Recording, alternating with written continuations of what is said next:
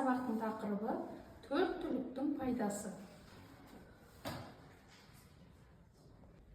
Оқу мақсатымыз қосымша ақпарат көздерінен алынған мәліметтерді кесте диаграмма түрінде ұсыну. Балалар, біздің бүгінгі сабақтың мақсаты төрт түліктің пайдасы туралы ақпаратты кесте түрінде ұсынып, жазбаша жұмыстарда сілептеулік шылауды орынды қолдану. Балалар, бүгінгі сабағымызды бастайық. Даланың көркін мал, өзеннің көркін тау, бүгінгі біздің сабақта жалған аты төрт түлік мал.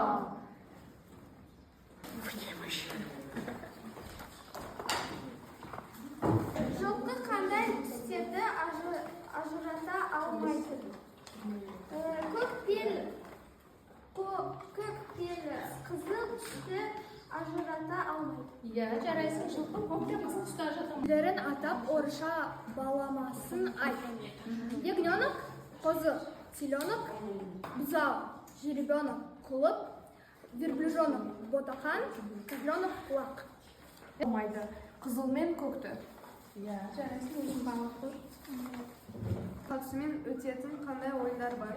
Бәйге, қыз қуу, козлодрание. Онда жылқының қатысуымен өтетін қандай ойындар бар? Көкпар, бәйге, қыз қуу, бәйге.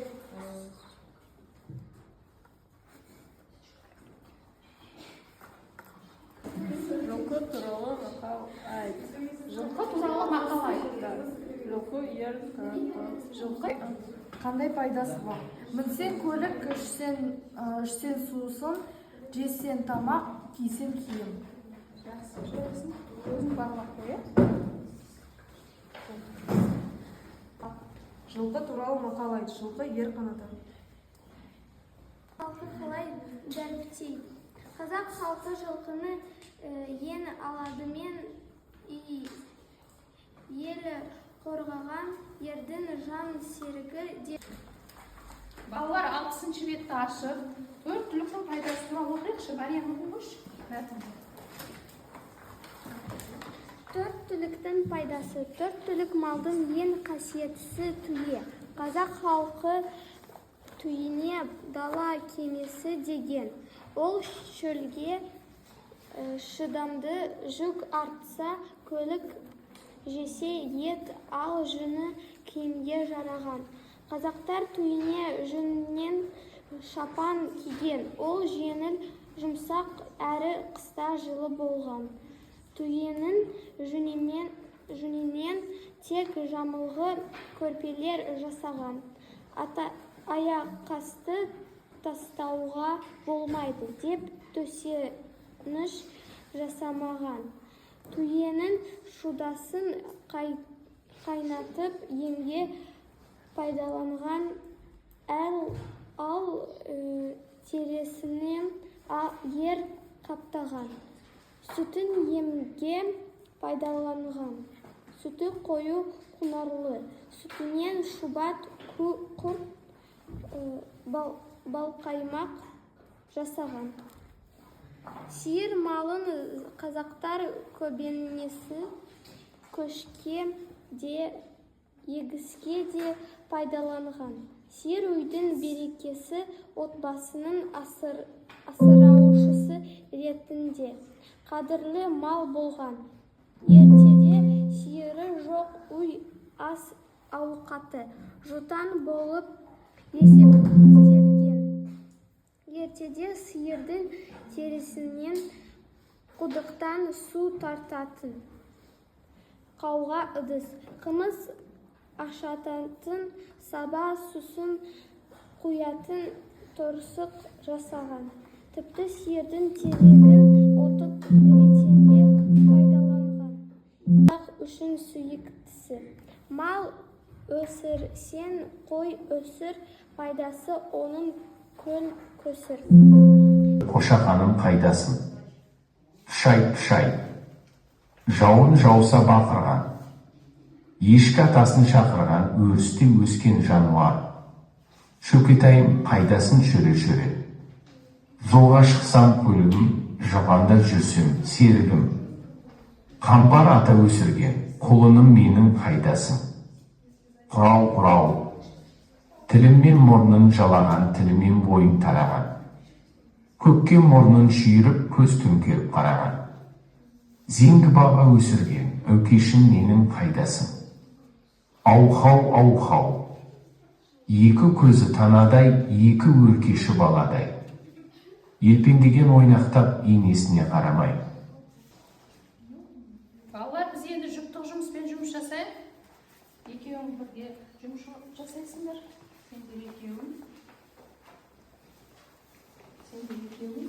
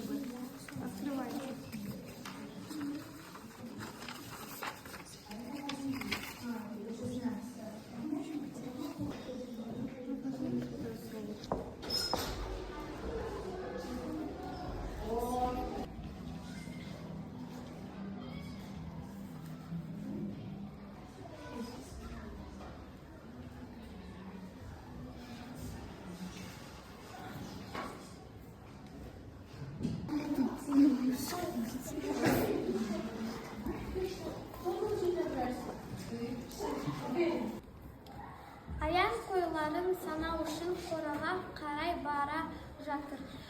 Бұл жерде септеулік шылау қайсысы? Барысы. Жоқ, септеулік шылау. Қарай. Бұл жерде септеулік шылау қарай. Ал Падеш қай септікте тұр? Барысы. Бар септікте тұр. Жақсы, жарайсың. Өздерің бағалап қойыңдар. Мынанан гөрі дөненге мінген дұрыс. Шығыс септік. Шығыс септікте тұр дейді, иә? Бұл жерде септеулік шылау қайсысы? Дөненге. Қай? Түйе сияқты шөлге төзімді жануарлар мекен сияқ. Мекен саяқ. Мекен сияқ. Иә, бұл жерде септеулік шылау қайсысы? Сияқты. Сияқты. Аян қойлары санау үшін қараға қарай бара жатыр. Барыс септік. Құнынан септеулік шылау қайсысы? денге менген дұрыс. Шығыс септік. Иә, тағы септік. Емей?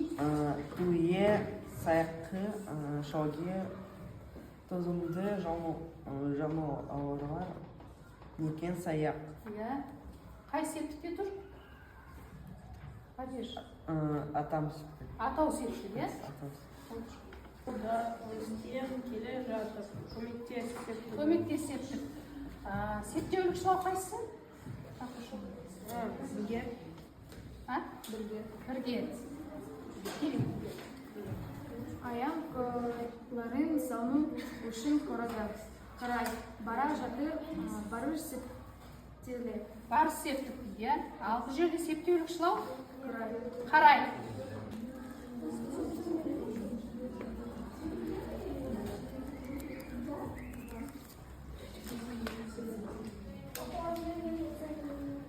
Жуық, мен, және әрі, даде, бірақ, дегенмен, алайда, өйткені себебі, сол себепті сондықтан, маме, бапе, папе, ақ, ау, және де тағы басқалары.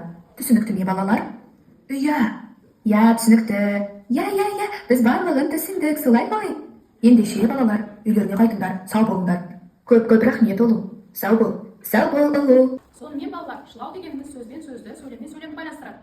Шылаудың үш түрі бар екен, септеулік, демеулік және жалғаулық шылау. Олай болса, топтық жұмыс жасайық балалар.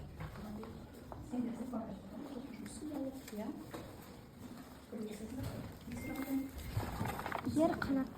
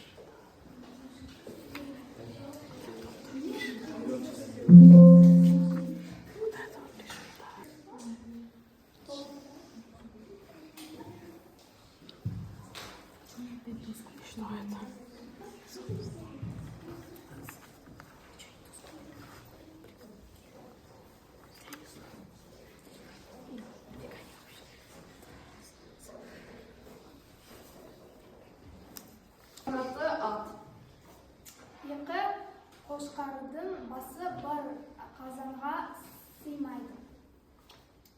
Ат мұратқа жеткізер. Мал өсірсең, кай өсір. Түйе батасымен жарасты. Түйе ботасымен жарасты. Жарайсыңдар. Өздеріңді бағалап қойыңдар, иә? Сендер шығасыңдар? Екі қошқардың басы бір қазанға сыймайды. Ат мұратқа жеткізер. Мал өсірсең, көй өсер. Ер қанаты ат. Екі қошқардың басы бір қазанға сыймайды. Ат мұратқа жүріскен. Балалар, енді біз төрт түліктің пайдасы туралы ойын ойнап жіберейік, иә?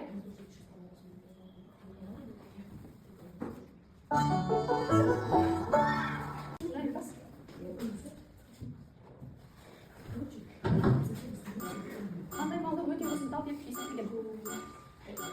Естес?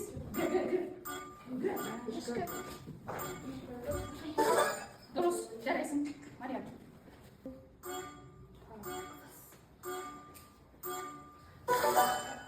Дұрыс, жарайсың, Мария.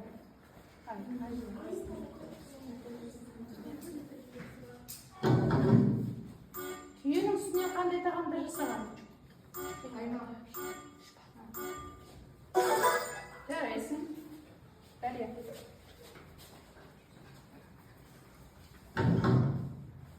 Төрт түлік малдың ең қасиеттісі. Жарайсың, Дария.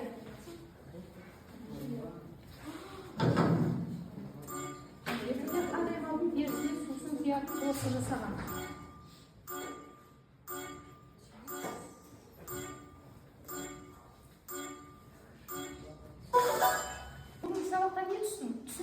Мен бүгін төрт түлік туралы білдім, шылау туралы білдім. Маған сабақ өте ұнады. Дария, саған бүгінгі сабақ ұнады ма? Сен бүгінгі сабақта не түсіндің? Мен төрт түліктің пайдасы туралы түсіндім. Бүгінгі сабақ маған өте қатты ұнады. Шылау септі туралы ұнады. Және септеулік шылау туралы білдік, иә? Жақсы. Маған да бүгінгі сабақта ұнады, қызықты әрі түсінікті өте. Әрсе ойын арқылы сұраққа жауап беру ерекше ұнады. Абайға алғысымды білдіремін, сабақты қызықты өткізгені үшін рахмет.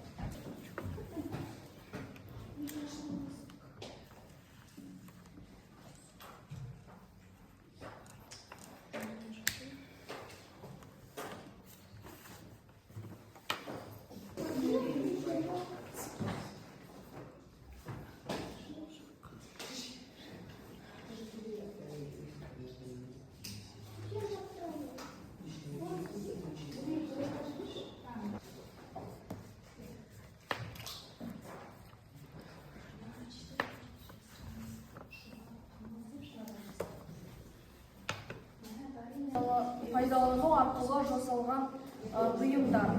Түйе, көрпе, жылқы, арқан, сиыр, терісінен ыдыс киім, қой. Төрт түліктен алынатын тағамдарды жазыңдар. Түйе шұбат, Жылқы қымыз, сиыр ірімшік, қой ет, ешкі сүт. Төрт түліктен алынатын тағамдар екен, иә? Жарайсыңдар, отырыңдар.